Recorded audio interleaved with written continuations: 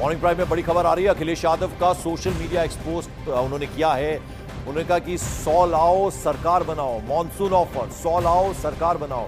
अखिलेश का बिना नाम लिए केशव प्रसाद मौर्य पर उन्होंने, अखिलेश यादव ने बिना नाम लिए निशाना साधा है केशव मौर्य पर।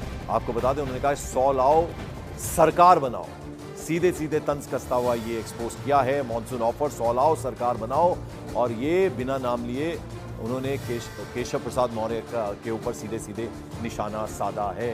ये एक्सपोज अभी अभी किया है अखिलेश यादव ने। मॉनसून ऑफर 100 लाओ सरकार बनाओ, तो यानी लगातार जो हमने तस्वीरें देखी थी कि किस तरह से केशव प्रसाद मौर्य कल आए वापस दिल्ली में बड़े नेताओं से मिलने के बाद, प्रधानमंत्री से और अमित शाह से मिलने के बाद, कुछ नहीं बोले मीडिया से। अमित सिंह हमारे सहयोगी सीधे जुड़ रहे हैं लखनऊ से हमारे साथ। अमित, ये ट्वीट क्या कहेंगे आप इस पे? अखिलेश यादव ने मॉनसून ऑफर 100 लाओ सरकार बनाओ ये ट्वीट किया है। जी हाँ, बिल्कुल पंकज। देखिए, जब से कल से लगातार ये विवाद सीएम डिप्टी सीएम वाला निकलकर सामने आया है। केशव प्रसाद मौर्य अब दिल्ली पहुंचे, दिल्ली में जाकर जेपी नड्डा से मुलाकात, सरकार से संगठन बड़ा होता है, इस तरीके का बयान जब से दिए हैं केशव प्रसाद मौर्य। लगातार अखिलेश यादव केशव प्रसाद मौर्य को लेकर लगातार निशाना साधा, और एक सोशल मीडिया एक्स पर हम देख भी रहे थे किस तरीके से दोनों के बीच में वार चल रहा है।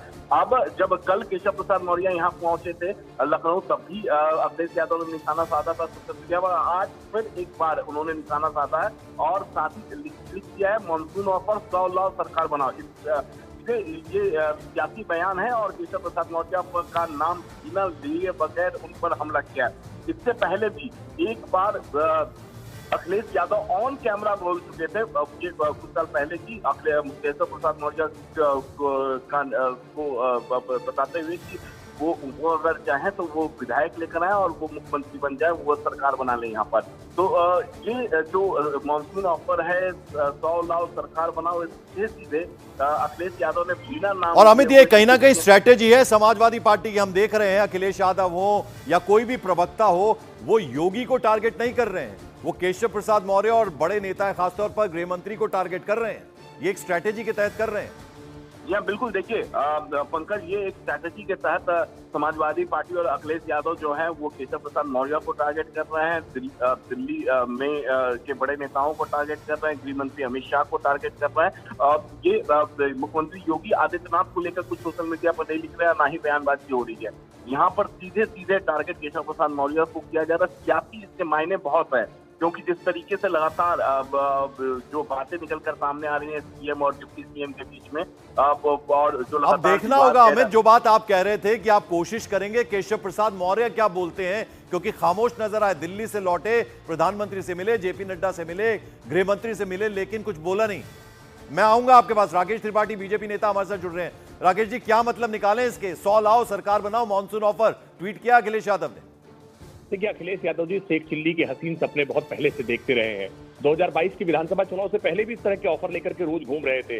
उनको बार बार ये लगता है कि कैसे भी करके उनकी सरकार बन जाए और फिर से वो गुंडाराज, फिर से वो अराजकता उत्तर प्रदेश में स्थापित कर दें, जिसमें वो माफियाओं को संरक्षण दिया करें। लेकिन उत्तर प्रदेश में ऐसा होगा नहीं। भारतीय जनता पार्टी की सरकार 37 वर्षों के बाद ये रिकॉर्ड तोड़ करके रिपीट हुई थी। उत्तर प्रदेश की बेहतर कानून व्यवस्था के नाम पर, उत्तर प्रदेश में सुशासन के नाम पर, उत्तर प्रदेश में एक पारदर्शी सरकार के नाम पर, जो जन जन के हितों को समर्पित है। इसलिए अखिलेश यादव ये मुगालते में न रहे, ये हसीन सपने देखना बंद करें, जनता के बीच में जाएं, जनता के बीच में काम करें और पुरुषार्थ पर भरोसा रखें। ये ऑफर के दम पर उनकी दुकान नहीं चल सकती है, वो कितने भी ऑफर देते रहे। राकेश त्रिपाठी जरा समझाएं। देखिए, घर की बात घर में रहे तो अच्छा होता है, लेकिन अगर वो बाहर आ जाए ना तो लोग तो बातें बनाएंगे ही, और विपक्ष में है अखिलेश यादव तो इस तरह के तंज तो कसेंगे। केशव प्रसाद मौर्य अचानक से दिल्ली चले जाते हैं, भूपेंद्र चौधरी चले जाते हैं, और यहां स्पेशल 30 बन जाता है, उसमें दोनों डिप्टी सीएम नहीं है, तो आवाजें तो उठेंगी ना। नहीं, दिल्ली जाने पर तो कोई आपत्ति नहीं होनी चाहिए। अगर वो बैंकॉक जा रहे होते तो आपत्ति करते, वो तो दिल्ली जा रहे हैं। दिल्ली जाना तो भारतीय जनता पार्टी के कार्यकर्ताओं के लिए नहीं, आपको लग रहा है सामान्य है। राकेश त्रिपाठी, देखिए, मुझे मालूम है आप मुस्कुरा रहे होंगे क्योंकि सवाल आपको समझ आ गया है। कोई सामान्य सी स्थिति नहीं है। अचानक से उठ के चले गए दिल्ली, और यहां स्पेशल 30 बन जाता है। दोनों डिप्टी सीएम, उनके बिना 10 सीटें पे जो उपचुनाव होने हैं उनको कंसीडर ही नहीं किया गया, तो आवाजें तो उठेगी ना। मुझे लगता है मौका दे रहे हैं आप। जो नहीं, इस बात को लेकर के जो भ्रम फैलाया जा रहा है उस भ्रम को मैं स्पष्ट कर दूं। उत्तर प्रदेश के मुख्यमंत्री और उत्तर प्रदेश के दोनों उप मुख्यमंत्री, इनमें कार्य विभाजन की दृष्टि से 25-25 जिले तीनों लोगों को आवंटित है। मुख्यमंत्री जी स्वयं 25 जिलों पर प्रभारी के नाते काम देखते हैं। 25 जिले उप मुख्यमंत्री ब्रजेश पाठक जी और 25 जिले केशव प्रसाद मौर्य जी। ये कार्य की सुगमता की दृष्टि से इसको पहले भी बांट रखा है। हर जिले का प्रभारी मंत्री पहले से तय कर रखा है। कैबिनेट मंत्रियों को 2-2 जिले दे रखे हैं। ये एक व्यवस्था है, उस व्यवस्था के नाते जवाबदेही पहले से ही है। उपचुनाव को लेकर के एक नई टीम, एक नई व्यवस्था बनाई गई है। ये तात्कालिक व्यवस्था है। इसको लेकर के ये कहना कि उप मुख्यमंत्री को जिम्मेदारी नहीं दी है। चलिए, एक और नेता हमारे साथ जुड़ गए हैं, अनुराग भदौरिया, समाजवादी पार्टी से। अनुराग भदौरिया जी, जो एक्सपोज किया है अभी अखिलेश यादव जी ने, मॉनसून ऑफर 100 लाओ सरकार बनाओ, जरा समझाइए इसको। देखिए, एक चीज मान के चलिए कि देश के अंदर में उत्तर प्रदेश में जनता परेशान है, जनता बाढ़ से परेशान है। चारों तरफ देखिए खेत बर्बाद हो रहे हैं, पानी गांव में घुस गया है, लोग कैसे कैसे जी रहे हैं। दूसरी तरफ देखिए कि भारतीय जनता पार्टी किस तरह से इनकी बुलडोजर घूमता रहता है, बस्तियों को बस्तियों उजाड़ने की इनकी मंशा रहती है। महंगाई तो आप देख लीजिए, टमाटर 100 पार कर गया है। तो लोग परेशान हैं इनकी नीतियों से। इनके नेता कह रहे हैं भ्रष्टाचार। देखिए, ऐसा है कि सवाल पूछा है मैंने आपसे, ए जवाब आप जेड दे रहे हैं। इसलिए जवाब आप अनुराग भदौरिया, सवाल ए पूछा है, जवाब जेड दे रहे हैं। अरे एक का ए आंसर दीजिए ना।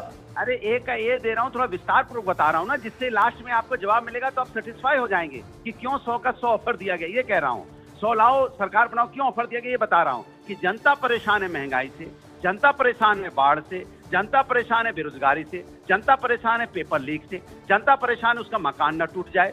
लेकिन आप क्या कर रहे हो? कोई दिल्ली दौड़ रहा है, कोई लखनऊ में दौड़ रहा है। जनता को स्थिर सरकार चाहिए। जनता को राकेश त्रिपाठी, कोई दिल्ली दौड़ रहा है, कोई लखनऊ दौड़ रहा है, जवाब दीजिए। सरकार यहाँ रहे, सरकार लखनऊ में, सुनिए नहीं सरकार यहाँ रहे। सुनिए मेरी बात पूरी हो जाए। नहीं ब्रेक, पूरी बात होने। देखिए, बारी बारी अनुराग भदौरिया जी, बहुत लंबा बोल लिया आपने, अब जरा जवाब ले लेते, फिर आपको मौका दूंगा मैं।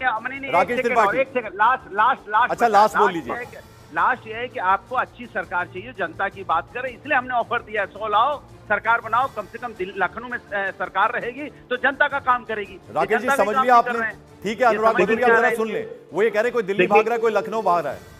देखिए, बहुत पुराने ऑफरबाज लोग हैं, बहुत पुराने ऑफरबाज लोग हैं। इस तरह के ऑफरों के आधार पर राजनीति करते रहे हैं। लेकिन यूपीए की सरकार को ऑफर दे करके बचाने का काम करते थे, गिराने का काम करते थे, वहां बार्गेनिंग चला करती थी। ये भारतीय जनता पार्टी है, ये किसी ऑफर के आधार पर नहीं चलती है। यहाँ पर आपको प्रॉपर चुनाव में जाना पड़ेगा, जनमत लेकर के आना पड़ेगा।